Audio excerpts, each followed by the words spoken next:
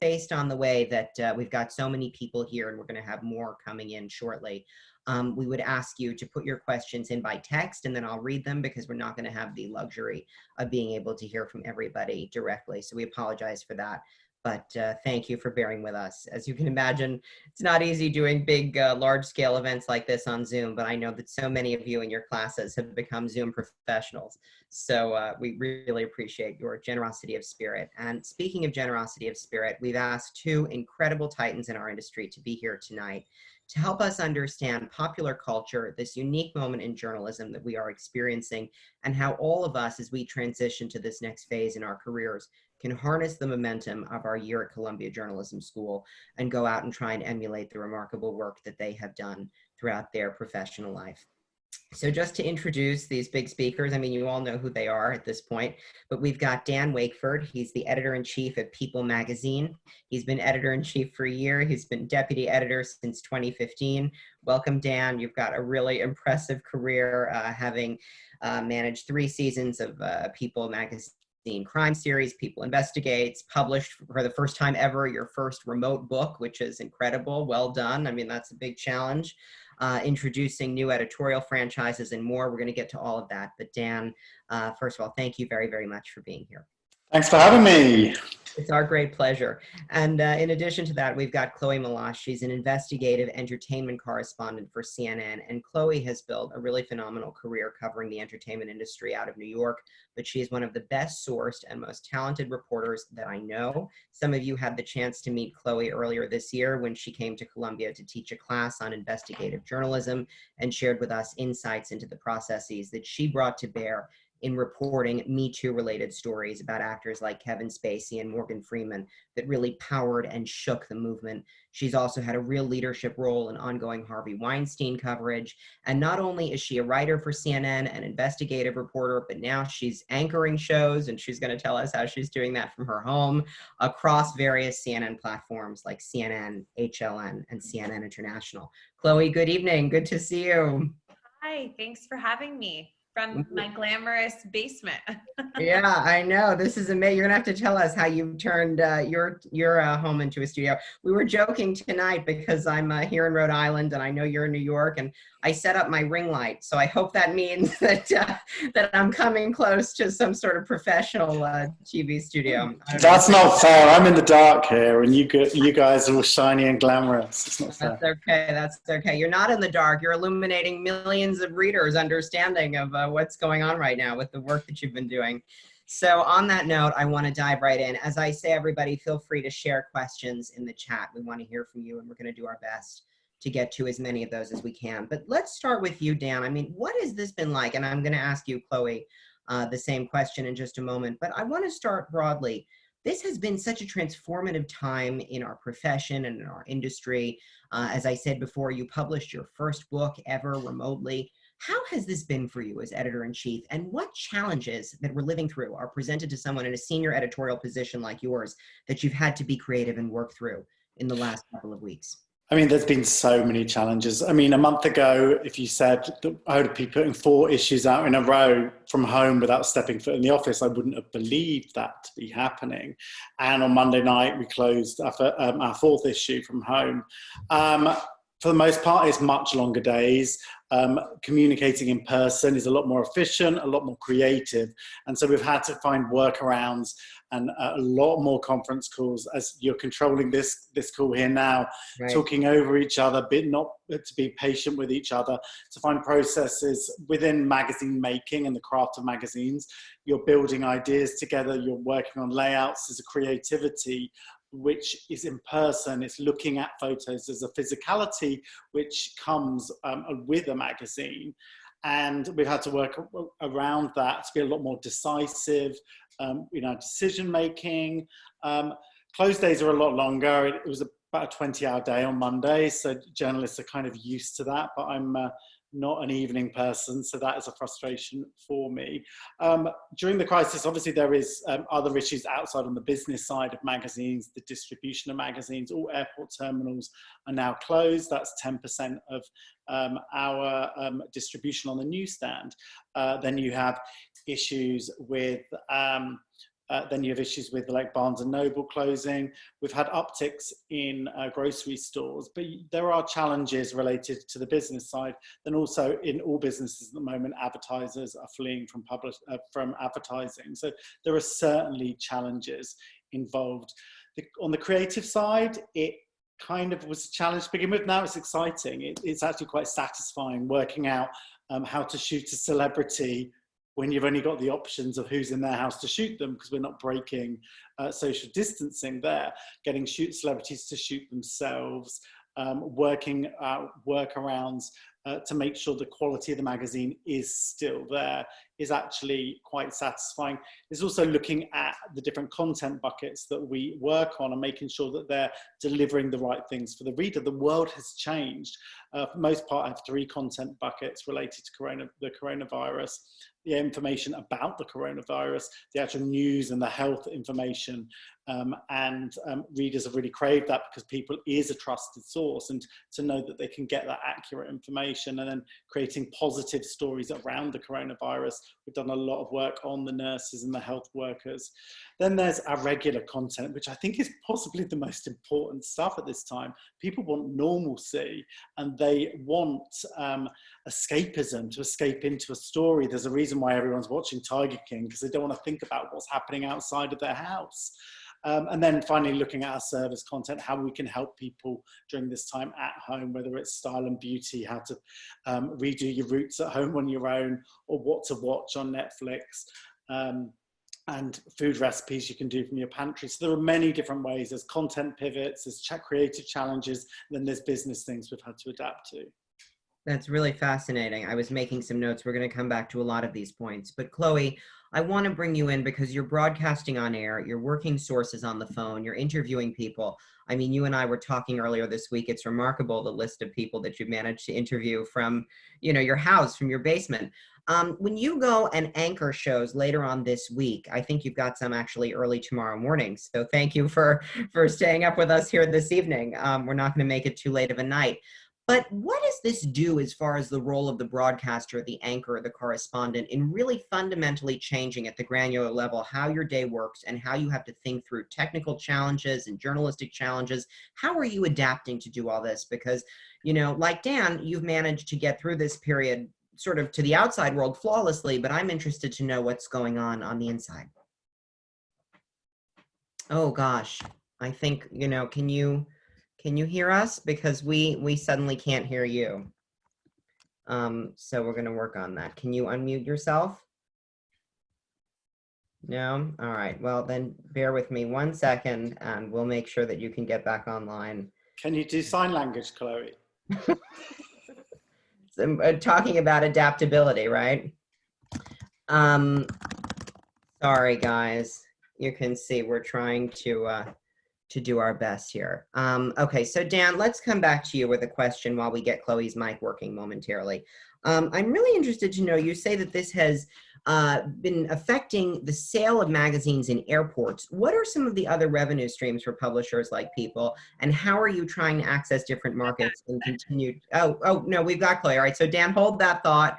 This is sort of the juggling act, the balancing act. Chloe, do you remember my big question for you? Yeah.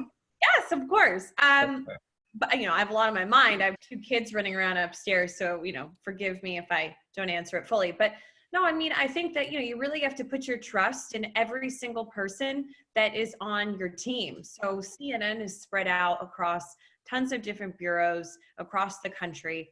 Just like Dan has people working for him all across the country. A majority of people at CNN are based in Atlanta, which is ironically where I'm from. So tomorrow morning when I go to fill in for the trending anchor on HLN, which is our sister channel, on a morning show called Morning Express. So I'm on at 6 a.m. and I'm working with producers via email in Atlanta like I always am. But now I have a laptop, a ring light. I'm in my basement. Wi-Fi can be shaky in the morning. Sometimes like my connection's not that great. I don't have access really good to certain publishing softwares, which can be finicky if I want to read scripts. So I'm reading off of a Word document, trying to make it look like I'm not reading, but I am reading.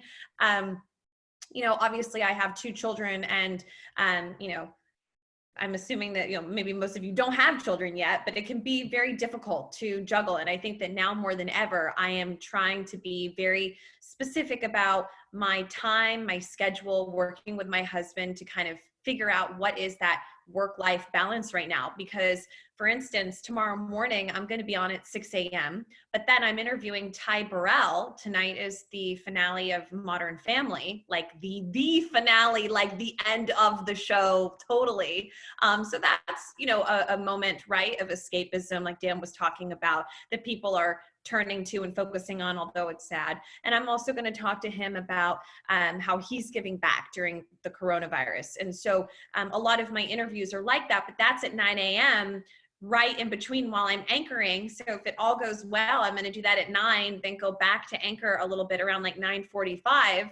And then I have an interview that I did with Joseph Gordon-Levitt going up in the afternoon. And it's all about just being more regimented than ever, because in the office, I can just sit at my desk and get all these things done, go to the studio, come back to my desk. But now it's kind of like I'm treading water and I'm just doing my best. And it's like Anchorman, right? It's like I have pajama pants on and like big, like funny, fuzzy slippers on the bottom, but up top I have like my blazer and my like CNN work outfit. But, it's difficult, it's hard.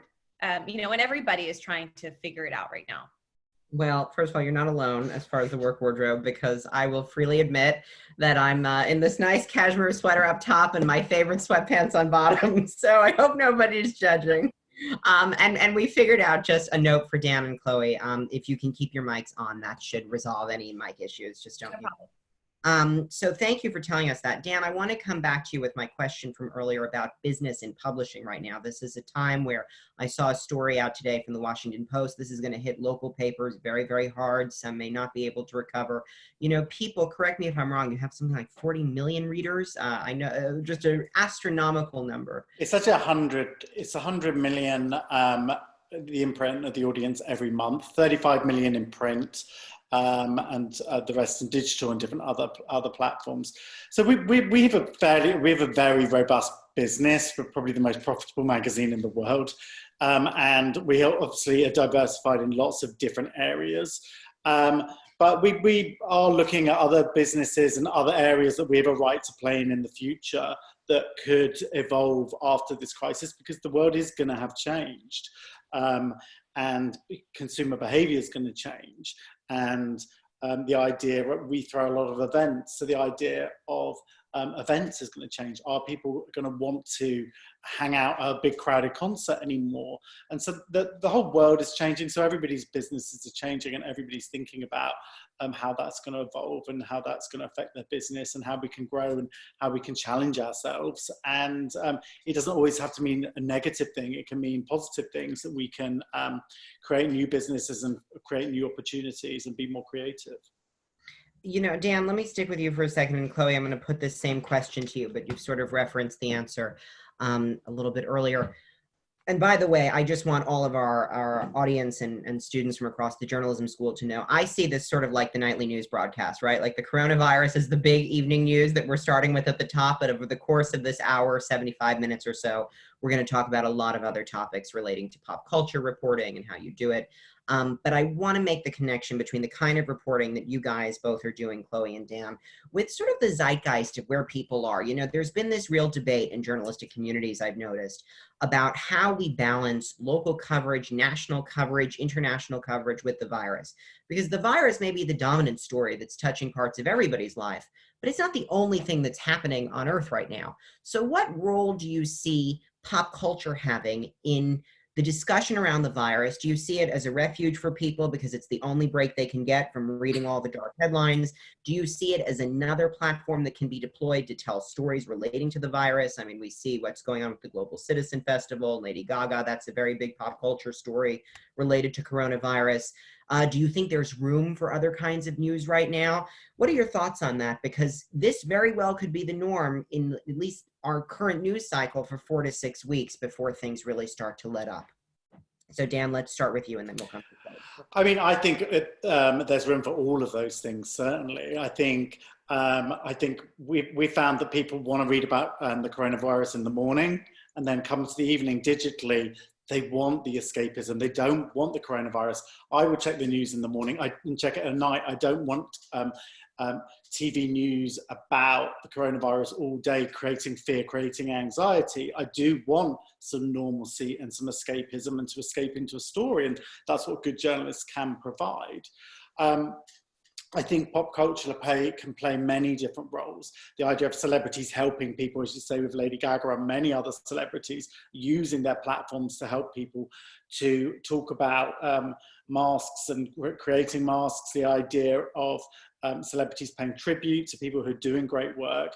There has been a slight backlash with celebrities and criticism of things being a little bit tone deaf, so that it has to be done in the right way. But I do think that people do crave normalcy from their content at the moment, that they want what they usually get. When people spend 90 minutes with People magazine, they're used to the sections they get. And that's the craft of magazines, that you're providing a product with a mission, and it does deliver that week after week. If I suddenly made all of my stories about the coronavirus and being scaring people, they're not going to get the comfort and the escapism that they want from People. Mm-hmm. I think that's a fair point. It can be really overwhelming. Chloe Melas, same question to you. What's the role of finding pop culture angles in this big conversation around the virus? And what's the role of finding other stories? Is it even worth spending time digging up other stories right now to give people a little bit of a break from this deluge of news? Right. Well, first of all, yes. I mean, it's always worth continuing to pursue leads. I got a tip on something about harassment, Me Too related type of story that I'm, softly pursuing right now. I'm not in any sort of a rush. I'll thoroughly report it like I always do. And if it gets published, great. I don't put that kind of pressure on myself, but I think that, right now, sure. I mean, if you turn on CNN, it's all coronavirus all the time. A couple of my interviews have made it onto CNN in recent days, snippets of them. I interviewed Zach Brown from the Zach Brown Band after he canceled his 2020 tour because of the coronavirus. Like Dan was saying, are people going to want to go to public events? Are they going to want to stand shoulder to shoulder? And he's not sure if he's even going to be able to go back on tour anytime before next spring. I mean, we're talking a year away.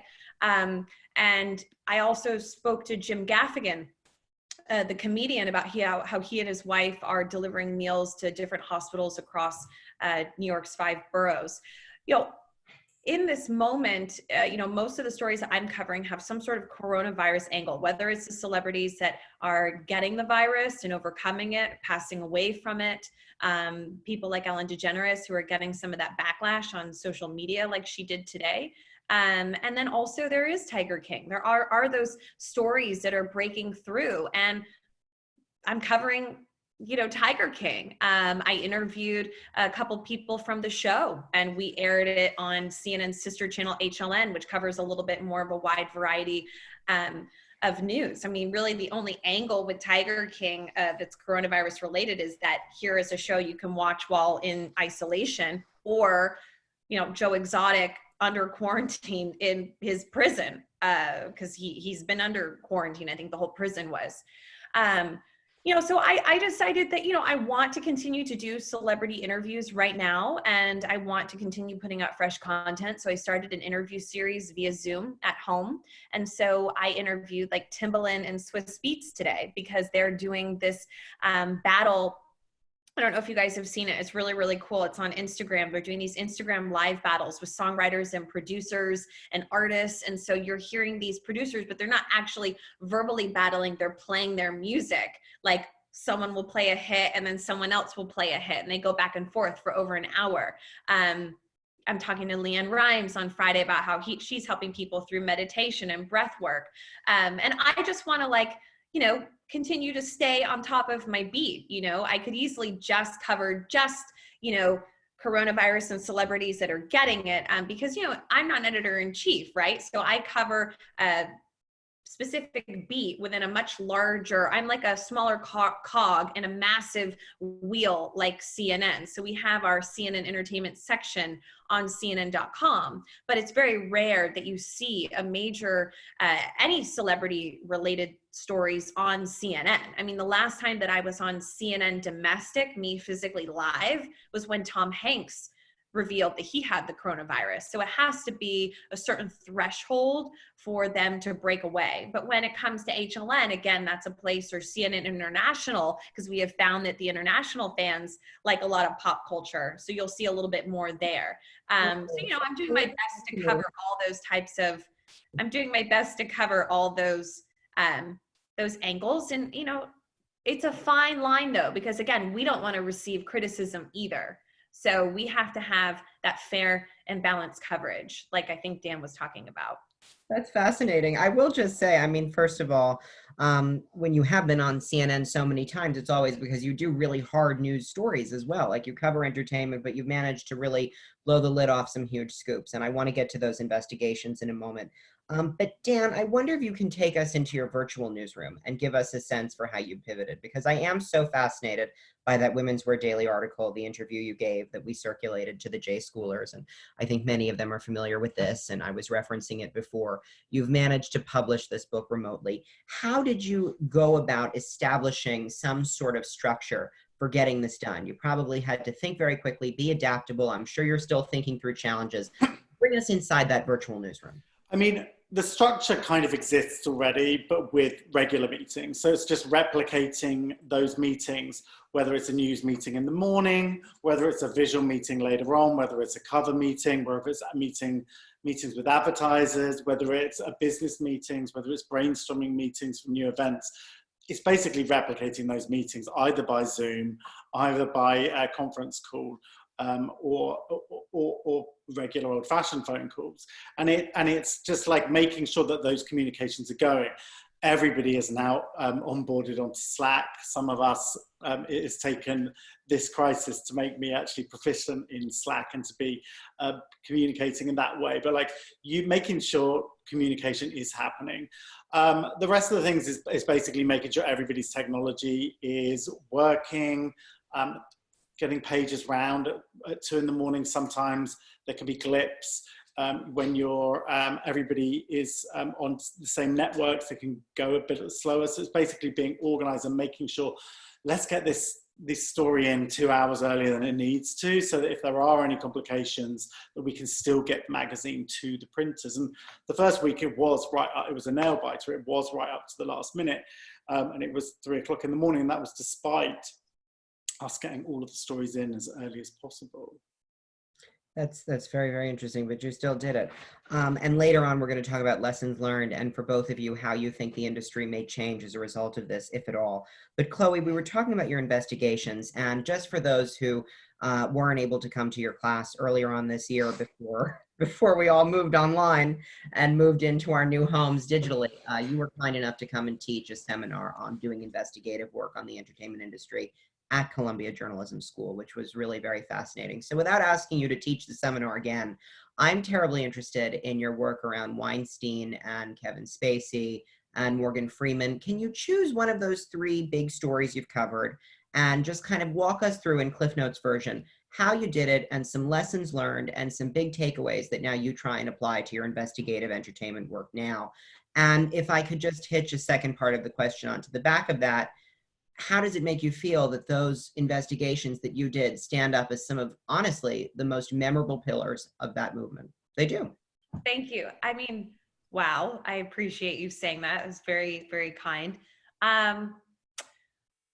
Well, you know, every single one of those stories, including, you know, the work I did about some harassment at CBS, they're all different. The common thread there, though, is for me, again, I'm just speaking about for me. So I'm not saying that this is necessarily going to apply to you, but I'll just tell you a little bit about what I went through, and you can, maybe it'll come to fruition after you all graduate, or maybe it echoes some of the things you've already gone through with the stories that you all are pursuing right now in grad school. When there's smoke, there's fire. You know, most always, if there are multiple people telling me something, there's something there. Big enough to publish it at a place like CNN, not always. There are some things that I have pursued that, maybe weren't strong enough. So I didn't pursue them, or editors told me there just wasn't enough there. Go back. When it came to Kevin Spacey, I mean, it all started with an actor who was relatively unknown, Anthony Rapp, coming out with this bizarre story about Kevin Spacey to BuzzFeed. And my colleague, Brian Stelter, texted me. I had just come back from maternity leave asking me if I'd seen this. And, Kevin Spacey comes out as gay. He apologizes for this, like, perhaps awkward encounter with Anthony when I think Anthony was like 14, over like 2 decades ago. And so I think all of us were kind of like, well, like, why is Anthony sharing this story, and why is he sharing it with BuzzFeed? And it's unclear. Did anything, really happen? But it felt strange enough to me that that's when I literally just started calling anyone that I could find who had ever worked or was currently working on House of Cards. I had never even seen House of Cards. I wasn't even, I didn't even consider myself a fan of Kevin Spacey's. I think I had seen him the year before host the Tony Awards, because I go every single year, because that's like New York's one award show that we have here in our backyard. But really, I had never, he wasn't someone that like I covered in like popular culture like I do other people. And so, I started talking to people, and there were a lot of people who didn't want to talk to me, but a lot of them said, look, there's something there. Keep going. You're on the right track. A lot of people, they get scared when a reporter calls, especially when CNN pops up on their phone. My own personal cell phone pops up as CNN to people. So people immediately get nervous when they answer the phone, and they're afraid that any word that they utter, that I'm immediately typing it, recording it, and then I'm going to publish it. And really, it's about just developing that trust with somebody that I talked about, developing that trust in just a matter of seconds on the phone, to keep someone on the line, to not hang up, just to tell them that you just want to talk, completely off the record. So I think that, when it came to Kevin Spacey, that was fast. That came together in just 3 days. I got, I spoke to like over 100 people, and I got like 14 people to speak to me, but they were all anonymous. People were really, really nervous because Kevin Spacey was so powerful. And so many people are worried that if they speak out, they're going to be blacklisted in Hollywood and never get a job again. And that's why for Weinstein, it took so many years for the New York Times, the New Yorker to get these stories out, because people were so scared of Weinstein, and people like Ashley Judd, they gave, other people. It was really those women speaking out at the beginning of October that gave the people that I spoke to for all my stories after that, because I broke Kevin Spacey just like a week or so after Harvey Weinstein's story came out.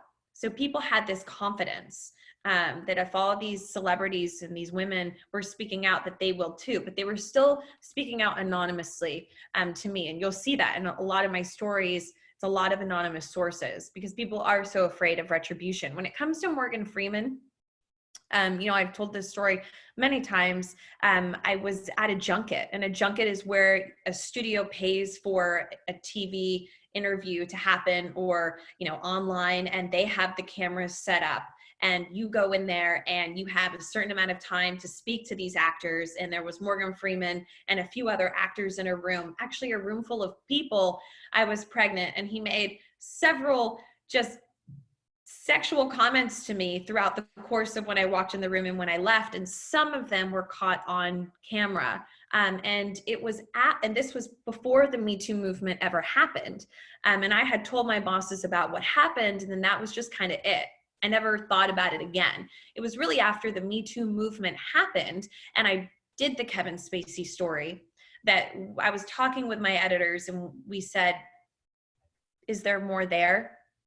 And that led to me being paired up with a woman named Anne Fung at CNN Business, and we worked on it for 6 or 7 months. And we would speak to, we spoke to so many people, and we would get stories, and then we would come to CNN and the editors with them, and then they would tell us to go back and get more, and so many conversations with attorneys. And if people think that you just publish a story, like up until the last minute before we published the Morgan Freeman story, we were taking, changing things and taking things out, because you want to be just so rock solid and have so many sources for each allegation. It can't just be like one person saying they saw something, or hearsay. They had a friend of a friend. It has to be very, very concrete. And CNN has a very high bar, especially when it comes to anonymous sources, because the last thing that you ever want to do is print a retraction or an apology.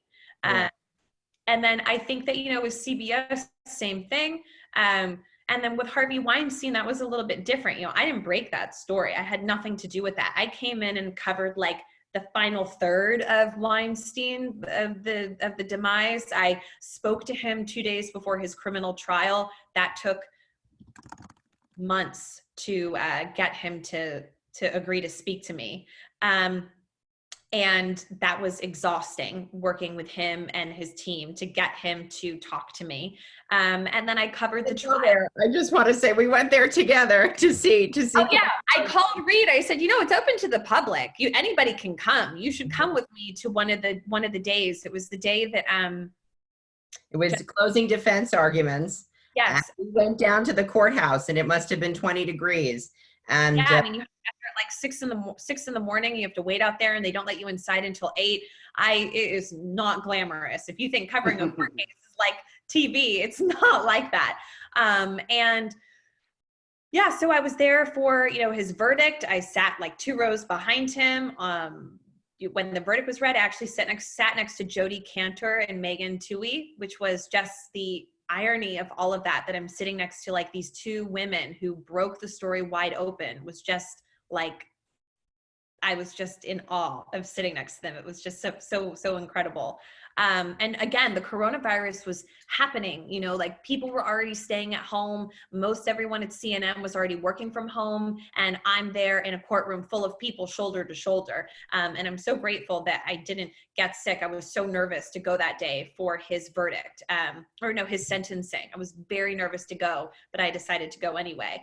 So, a lot of these stories, they just take a lot of time, and you really it's hard to say, you can't really go searching for these stories. You just have to kind of keep your ears open, always listen, your friends, parties, events you go to. If you see something strange, ask somebody about it, and just really it's about just follow through and just getting the right people to talk to you. Really, I can't really tell you how I have found these stories. It's not like I woke up and said I want to do an investigation today. I mean, I never thought that I would ever cover stories like this ever. I mean, I can't tell you the types of stories that I did at Hollywood Life for years. I did Keeping Up, and there's nothing wrong with it, but I did Keeping Up with the Kardashian recaps, and I would cover red carpets, but I wasn't really doing anything hard hitting ever. I think the biggest story I broke before I came to CNN was that Kim Kardashian was pregnant with her 2nd child. I mean, which there's nothing wrong with that. There's a place for that type of news, and I'm very proud of that. I co-hosted a TV show called The Gossip Table on VH1 every single morning. So I very much love that type of page 6 type of news. But I think that it was also just CNN and my colleagues around me that kind of pushed me to want to try to do something bigger. Well, on that note, because I want to follow up with both of you about bigger stories, we're actually getting a lot of questions about some really big ones that are coming into me and on the chat. I want to continue to encourage people to send questions in there. We're going to get to them. I'm sort of like the radio announcer now, but just to remind you, if you're just joining us, so to speak, we've got Dan Wakeford, editor-in-chief of People Magazine, and Chloe Melas, who's a correspondent at CNN, and we're covering pop culture, learning how to do it. But one of those big stories that I was referencing, we've got a student, Joanna Arcieri, here. Dan, she has a question for you. She's a PhD candidate at the journalism school here at Columbia. And one of the things she's interested to know, she says, the August 19, 2019 cover story about the El Paso shooting, of course you remember that terrible shooting, included contact information for every member of Congress. She says she finds it rare for magazines like People to take a political stance, but this was a call to action. So have there been precedents for times when People has taken a position like this to call on citizens to stand up and speak out and contact their congressional representatives for things that are wrong? And what were the discussions and deliberations around making the call to do this? Well, the most important thing I want to say to that question is it wasn't actually a political action. That was my most conscious thing. And within doing this call to action, I think it's not political, because the call to action is to contact your representatives and give your opinion about this. I think universally, everybody wants gun violence to stop. We were calling for a conversation and for people to put their solutions and to hold their representatives' feet to the fire to do something about it. So our call to action wasn't to actually initiate anything specific, and I was very, very careful about that. Fortunately for me, my predecessor and my old boss, Jess Cagle, had issued this call to action before. So it was something that I thought about and used a similar idea, because America, it is, the issue of guns is very, very complicated. And so we wanted to say that enough already, this gun violence should stop. But I wanted to put it in the hands of my audience to talk to their representatives, to do that very carefully. The magazine has had a big history of doing great things, and the audience is so huge for People, and it is a broad audience. We're a very red and blue magazine, and that our audience is the whole of America. It is your mums, it is your grands, it is you, it is everybody, and that's why it's in America's hearts. So we're very careful of how we appeal to that audience. But we've done a lot of things that can change a lot of people's lives. This year, since becoming editor-in-chief, I started an initiative called Let's Talk About It, about mental health, and really is the aim to let's talk about our mental health and to tell stories and to normalize having these issues, because mental health touches everybody. And it's a hell of a lot of attention and a lot of reaction. I've had so many readers write to me and express their feelings and help, the fact that we're helping guide people towards the right resources to help them with these situations. So it's not an unusual thing. People think of People magazine as a celebrity magazine. We don't think of it like that. 50% of our content is real news. One of our mantras is ordinary people doing extraordinary things and extraordinary people doing ordinary things. So we see a lot of our work in both fields of celebrity and in human interest. Mm-hmm.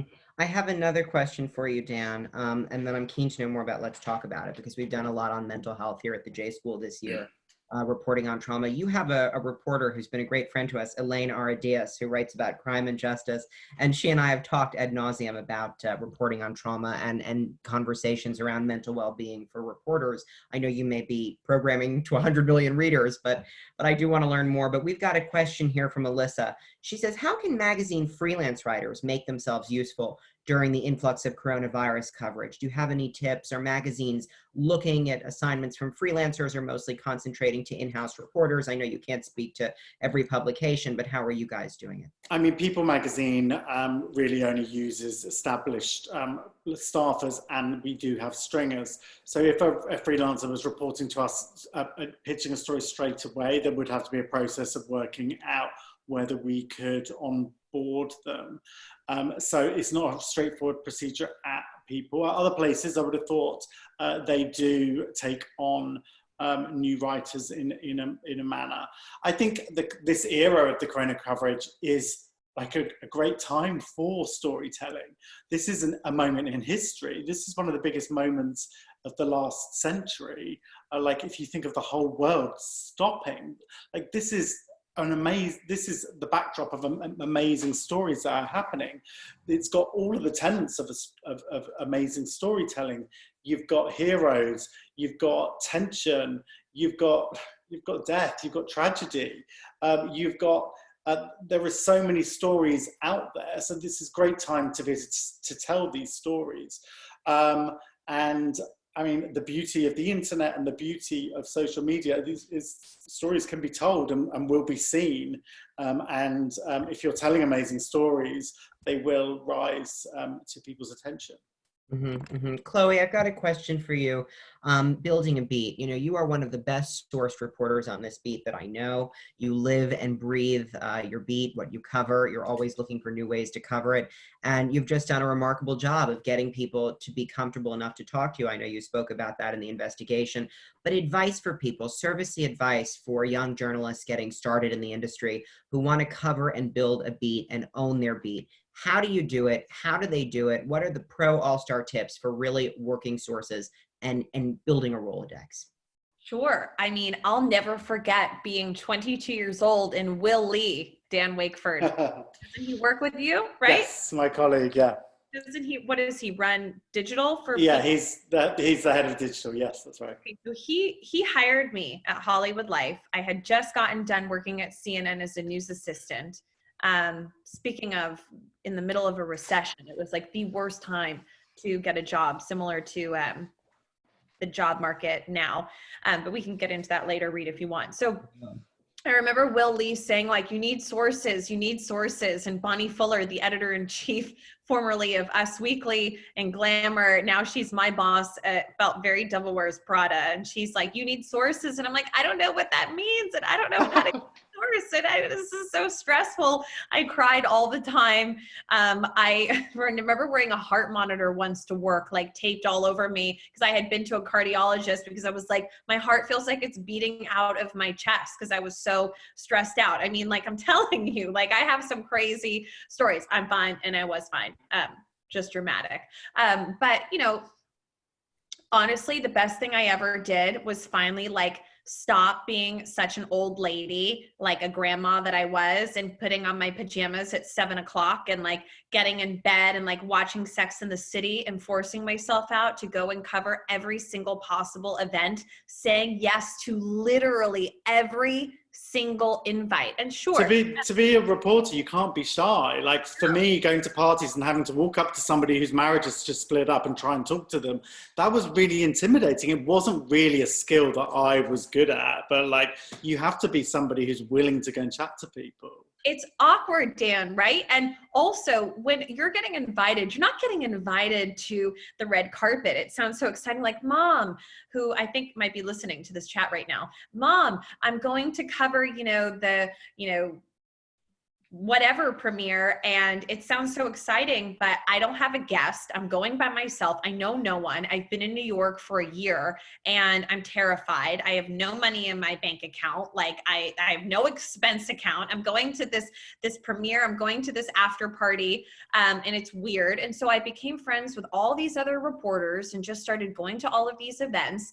And every single, once you start going to a few events, publicists will become your besties, and they will start keeping you on these lists and these invites. And I said yes to every store opening, new shoe being debuted. It doesn't matter what it was. If it was the opening of like a coffee shop, I was there. So literally I was going out like 4 or 5 nights a week. Sometimes it was like 1 till 1 or 2 in the morning. And, I had to wake up and go to work the next morning at 7 or 8 in the morning. So I wasn't drinking on the job, which you shouldn't be. But I was covering stuff all the time. Well, maybe like one glass. We saw that. Okay, maybe 1 glass of champagne. But I would be going to all of this, and then I became friends with these reporters, and we swapped stories. And, maybe one reporter's like, well, I'm not covering this story, but I heard this. And again, I wasn't covering investigative stories. But then again, I told you this, Reed, every single publicist that wrote me, I started, because I also wanted to make friends. I would write them and be like, okay, thank you for the invite. Do you want to go get coffee? And next thing you know, I know 20 different publicists. And then it turns out that one of those publicists is Kourtney Kardashian's publicist. And one of those publicists now works for Netflix because she has now quit her job and gone off to somewhere else. Somebody else works for, X place, and next thing you know, they're in the news, and I'm like, oh wait, I have a source. Oh wait, I just had coffee with Chris Brown's publicist and he's in the news. So again, this kind of cycle went on for like 6 or 7 years, and before you knew it, it got to the point where it was like, oh my gosh, Bonnie, my editor at the time, I heard that so-and-so might be pregnant, or I heard so-and-so broke up with someone, so-and-so. And I would kind of have the news and I could pursue it. Maybe I would break it. Maybe People Magazine usually would break it first. But, you know, also being able to confirm, it's called mop-up reporting, right? So that's an art in itself. You know, who was it? Mick Jagger, who went into, he had heart surgery, like, what, this seems like forever ago, but it wasn't that long ago. But Mick Jagger had heart surgery, and I remember that was a really big story for CNN. He had a lot of our demographic really interested in Mick Jagger. So the fact that, I forget who broke it, I think it was like Rolling Stone, that he was having like bypass surgery. Within a few minutes, I was able to call the publicist. I knew exactly who they were, and I called them and they told me he was having heart surgery. They gave me all the information. I was able to give it to CNN. We wrote a story. It was on TV. I went on TV and talked about it, and it's this big story. And even though I didn't get it first, because of these sources and this many years of going out and making and developing sources, it's really just getting to know publicists, managers, and agents. Sure, those are not the sources of my Kevin Spacey, Morgan Freeman, CBS, all those types of stories, but these publicists and agents and managers, they're the ones that determine whether or not you're going to be speaking to these people. Not to mention, now that I am an old lady and I'm 33 years old with 2 kids, and I am at home in my basement during the coronavirus wanting to start an interview series, I know these publicists now, and I can ask very easily to get Ty Burrell or somebody else, or Timbaland today in Swiss Beats, to sit and talk to me. And I'm not like a nobody to them anymore. They know who I am. They'll pick up the phone. And they trust you. Email.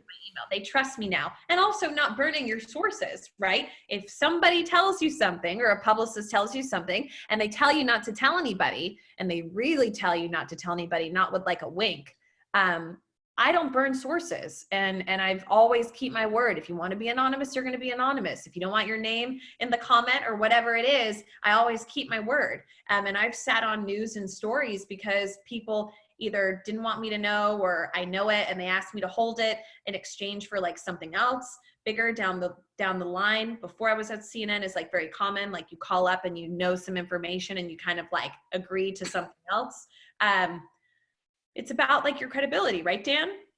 Totally. I mean, that trust that you establish with a subject of an interview or just a source lasts for years, because we've subjects that we've interviewed years ago, and they come back to us time after time to tell updates with their story, sometimes bigger than the original story, because we told it accurately at that time and they trusted us, and they know that. And that's what was so important with people. That's why we don't take freelancers straight away, because there's a training that goes into our reporting, that because everybody knows if people knocks on your door, whether you're a crime victim, whether you're struggling with a human with a health condition, or you're Britney Spears, you're going to open your door and talk to us because we're trusted. And that's the same as the reputation that you've established at CNN. You're trusted, we will talk to you, and that's so important in any area of journalism, whether that's entertainment or the military or anywhere. Well, and also I would say though, like in the world of entertainment news, you quickly see, once you're like really in the weeds and covering it every single day, and even as a consumer, I'm sure if you're reading all different types of entertainment news from all different types of outlets, I mean, People Magazine, I mean, if they report it and we're at CNN, I mean, those links get sent around all day long, and it's like, you know, it's like gospel, right? So if People Magazine confirms it or breaks it, or People Magazine has a source, you know, you guys are always right. So I think that that's always nice though, is to always have something consistent. You know, like CNN says, better be last and right than first and wrong. You know, if you look at what happened after Kobe Bryant, how ABC not purposefully, right? But ABC News, a reporter came out and said that I think like the whole family had been on the helicopter and that everybody died. I knew shortly after, I think it was TMZ, I called the desk in Atlanta and I said, hey, did Kobe Bryant die? And they're like, look, we think so, but we haven't been able to confirm it. TMZ published their story about 10 minutes ago.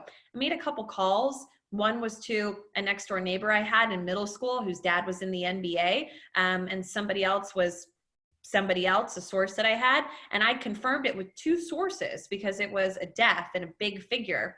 I got that cleared through CNN's lawyers, and we had our story up within about like 20 minutes of TMZ publishing theirs, and we were one of the first outlets to have it. Now, I knew, this is just important, Reed, and I just want to say this.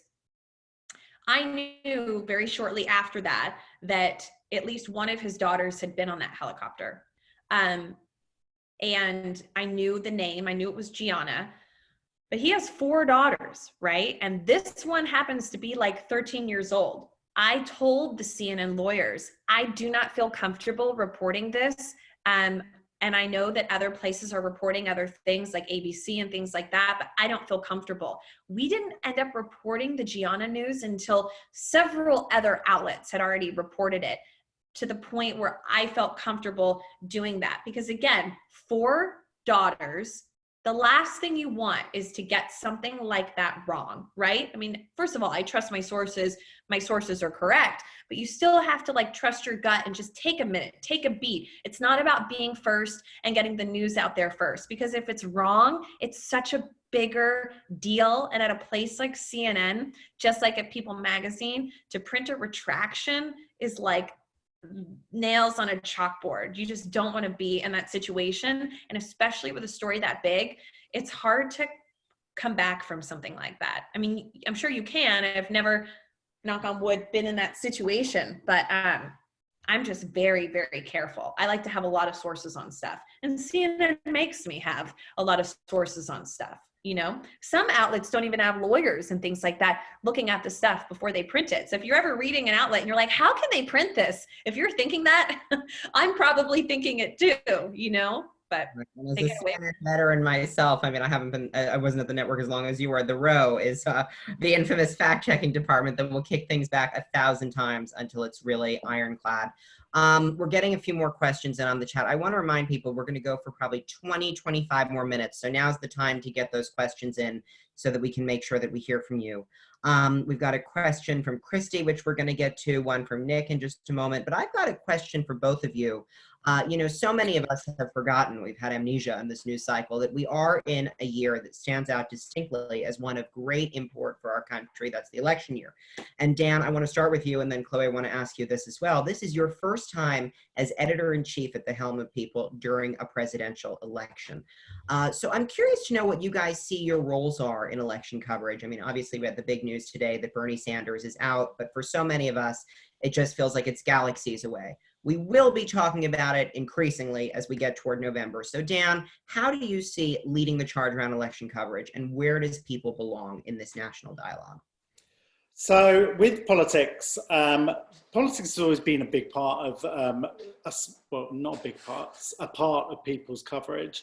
Our mantra, as I referenced earlier, is that ordinary people ordinary people doing extraordinary things, extraordinary people doing ordinary things. A lot of our political coverage has been based around political figures.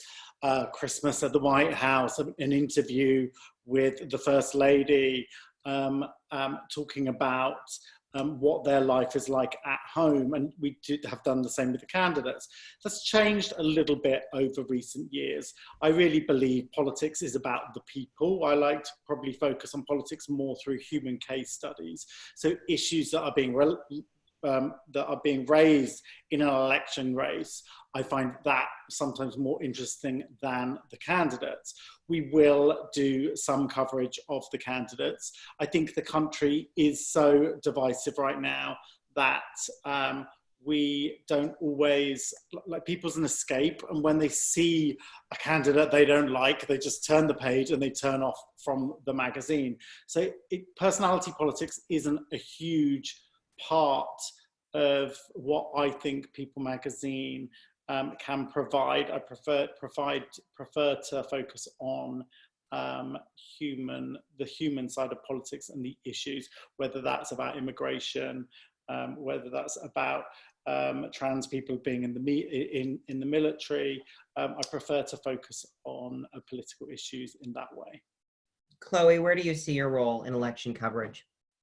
Yeah, I mean, look, so it's less so in something like that. People Magazine, again, is a magazine, is an outlet that covers all areas of human interest. When it comes to our specific CNN entertainment beat, really it comes down to the celebrities that are supporting which candidate, right? So if you know, a very prominent figure in Hollywood comes out and says that they're supporting a candidate and why, we're going to cover it. And then obviously the get out and vote. You know, every single year I interview celebrities. I remember one year I interviewed Drew Barrymore and did a big feature around her about why it's so important to get out and vote, because so many people still feel like their vote just doesn't matter. And I think that a lot of people feel disenchanted by the whole system after what happened with Hillary Clinton, right? And so many people feel as though, well, I don't understand, she won the popular vote. And so, you know, when celebrities have something to say, we always want to hear what their political views are. And I always try to get a political question in or what their stance is on a particular issue. Whenever I interview someone, because I know that that's the kind of stuff that's going to make it on air at CNN. But again, it's a fine line of what we cover. And then of course, like the Kanye West running, or the Oprah, is she gonna run for president? And obviously the types of events that I choose to cover, if I see someone like an Oprah going to an event, I will go out of my way to go to something like that so that I can ask her, you know, are you gonna run finally, or something like that. But really, you know, when it comes to like this election coming up, it's really more, you'll start seeing that more like in September and October, about celebrities urging those to get out and vote. Yeah, we do cover politics digitally a lot more than we do in the magazine. So we cover every element of the candidates as well. We have a whole vertical related to politics. It's just in the magazine, sometimes it jolts you out of the mission and the escapism in the magazine. Got it. I want to be sort of mission driven with our audience and let you guys know that we're going to take 2 questions and then we're going to spend our last 10 minutes or so. So we'll answer those 2 in the next 10. I want to ask Dan and Chloe about career advice, because I know a lot of people going into this job cycle would love any encouragement and tips and reasons to be hopeful from you guys. But the questions that I want to put to both of you for the next couple of minutes before we do that, we've got one from Christy that was sent to me directly that I'll read you, and then one which is in the group chat for Lenka that you can all see. So Christy's question, Dan, she's really interested to learn more about your role as editor-in-chief. So I'm curious, I'll go on the back of this, like, what are the really exciting parts? What are your favorite parts of this amazing job? What stands out about mentoring some writers and, you know, pitching, you know, how you encourage writers to bring enterprise stories forward, how you really see your role as leader. And I'm curious what the most fun parts of the job are. And Chloe, if you'll take that question second, what the most fun parts of your job have been, that would be great. So Dan, let's start with you. So when I would say about 5 years ago, I would say my most exciting thing would be being the first to tell, breaking a story and the news and the excitement of that and the exclusives. And that used to really be the highlight of the job. But since being a People, I think it's really more to do with enjoying the ability to help people, the ability to change people's lives, and to learn from the stories you're telling. I like to make sure that our stories do have a takeaway, whether you're reading a story from Julianne Moore talking about what she's learned in her marriage and thinking, oh, I would apply that to my life and my relationship, or whether that's like our service sections at the back of the magazine and talking about beauty products and what time to put your eye cream on and what have you, or bigger things about helping people, about helping somebody who's suffering from an unknown health condition and launching their GoFundMe and helping make a difference to researching their problems that they are having, and whether it's raising awareness for mental health issues and changing people's lives in that way. For me, it's like I really love the idea of the responsibility of the platform I have and trying to make a difference in that way. The other part of it that I love is I love all the meetings. I love brainstorming. I love building ideas. I love the creativity of magazines. I used to work in newspapers, and I love the balance of bringing the visuals and the ideas together, the magazine craft, which these days is a slightly dying art. The idea of it just not being a picture and a screaming headline, of it being evocative and creating emotion and sidebars and points of entry and story craft, and really doing deep storytelling that people are willing to pay good money for. And to me, doing that and being the best at the world in that is just something I really buzz off. Mm-hmm. Chloe, favorite parts of your role? Yeah. I was just thinking about how cool it is to have Dan Wakeford here right now. I mean, the editor-in-chief of People. I mean, I've read People my whole life. I think that it's like the pinnacle, you know, and Dan, again, congrats to being editor-in-chief. So, thank you. You've got him in his cozy cardigan while you're looking all glamorous. And I'm very grateful to have you guys. Right now. But, you know, so, I mean, for me, you know, the best decision I ever made was to go and leave CNN and go work for a website. I learned so much, boots on the ground, a startup. You know, I was like, what am I doing working at a place called HollywoodLife.com? I've never heard of this before. What is this? And it was the best decision I ever made. And not only just the friendships there, but I learned so much. You know, I just think that when it comes to the best parts of my job right now, it's really just the 360 of it. And I had that with Jim Gaffigan the other day. And this is what like feeds me. I got to sit and interview him and his wife. And then I spent over an hour transcribing the interview. I still do that. Like I thought when I was 22, like logging tapes at CNN, I was like, I never want to log another tape or a transcript again. Well, guess what? I'm still doing it at 33. So I don't think there's an end in sight. I mean, there are apps, but I like to do it myself because as I'm transcribing, like I hear the bites and I know it's different when you read it on paper, but everyone has their own method. So I spend an hour or more logging it, wrote an article, start to finish, soup to nuts, had CNN Digital take part of my Zoom interview, make a CNN Digital video for the top of it. It publishes, and then a part of it aired on CNN. That is the 360. And then if you get the celebrity to retweet it like Jim Gaffigan did. I mean, when Kim Kardashian tweeted out my feature this summer, it was like the next best thing after giving birth to my second child. And she called me out by name, but she didn't tag me. I was so mad, but she thanked Chloe. You know, I mean, I think that it's just the 360 of it. It's writing the article, getting to go on TV to talk about it.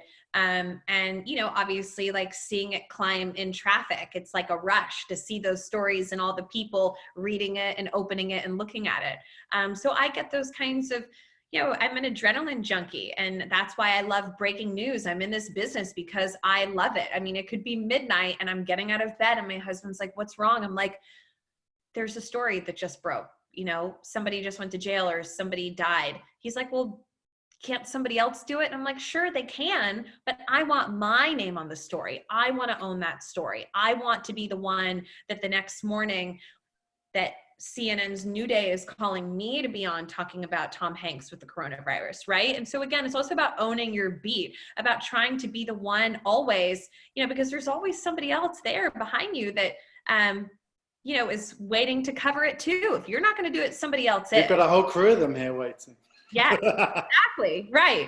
You know, so I think that like those are the fun moments. Then obviously, you know, just the people I work with at CNN are just so nice. I mean, it's really a home away from home. They are incredible. And if you can find a place where people treat you with respect and you like where you work, that is more than half the battle. Like the money and all of that and the office and all those things are like cool and great and like might seem glamorous, but if you don't like the people you work with or your work environment, then, you know, quality of life is everything. Yeah. So I mean, work environment, this is a hot topic for people in this chat right now. And that's really important to keep in mind. I want to spend our last few minutes talking about where people go from here. And when we originally asked you guys many weeks ago to do this panel, and you very graciously said yes, and the J School was very excited. We had hoped that we would be able to have you at Columbia, which we hope we can do one day in the future, maybe next year when things calm down a little bit. But as young journalists are now pivoting to try and find roles for themselves, going into this really bizarre and topsy-turvy jobs market, the last couple of questions that I've gotten have all been career related. One question from someone, Anastasia, she's here. She wants to know if there's a specific collection of experiences or career path that you should take if you want to launch yourself into entertainment coverage. Someone wants to know, should journalists be equipped with social media presences? How valuable is that right now? So my final question to both of you, final thoughts, advice, encouragement, servicey tips, you know, do's and don'ts, things that maybe we really should avoid. Let's start with you, Dan. How are we going to get through this? And what's your message to young reporters on how they can be smart to take opportunities and fight their way back into an industry that maybe 2 months ago looked wide open, but today, like most other industries, is looking a lot tougher to get into? I mean, I think it's always applied to all of the internship programs that you can. They still will, they won't be ending, they're still continuing. And that is, people, that is the best way in. We hire a series of interns throughout the year, and many of them get hired. So that for me is the best way. Also, just keep writing, keep doing things, keep applying, and things will happen. I've never really heard of a journalist who hasn't got a job, who's wanted a job. If you want to do something, it is going to happen. Once you get those jobs, there's something that Chloe said actually that I found interesting, is something that I found and sort of possibly regretted at some points in my career. You need to try different things. Don't stay anywhere too long. You're young. You should be experiencing different ideas, because you don't know if you're going to like something. Chloe didn't know if she'd love breaking news or would love entertainment if she hadn't have gone to Hollywood Life at the time. She didn't end up staying there, thank God. But you need to try different things. Some periods of my career, I got stuck at magazines because of visa issues and green cards and stuff, and I couldn't move around very easily. And I really regret slouching in a job. And I think it's really good to learn different things and to experience different things and to move quickly. I think Chloe's probably got more to say about finding a job in a challenging time, don't you? Well, I mean, everything that you said, Dan, is correct, especially about internships and things like that. I think, though, don't quote me, that the internship program, I think it might be a little up in the air right now for the summer at CNN. But again, that window, I think, has already closed for summer internships. So if you've applied for a summer internship at CNN, maybe check in with whoever has greenlit that as a yes for you to find out. And I think that regardless, for anybody that has a summer internship coming up, you should check and see, where things stand. Well, look, I'll make it quick because I know my answers are lengthy, and I know Reed has a tight ship to run here, and I know you guys fantastic. They're fantastic. We love everything you share. Too, and you guys should be watching Unorthodox. It's only 4 episodes. I just discovered it on Netflix, and I'm obsessed. So you guys should watch that if you need something. Look, my mom, I think, is on this. I told you, and she's probably laughing right now, and I can't believe she figured out Zoom just by the way. But here's the bottom line. I think my dad is on too. Hi, Dad, in Texas. I was so upset. I was trying to get a job. I had graduated from Auburn University, undergrad, no master's, radio, television, and film degree.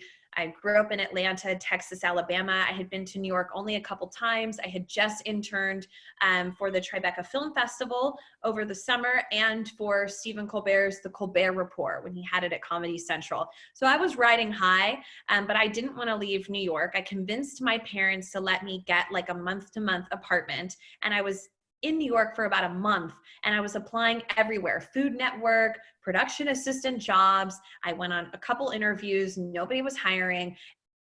Hitting submit with my resume into the cold, dark web seemed terrible, and it was terrible.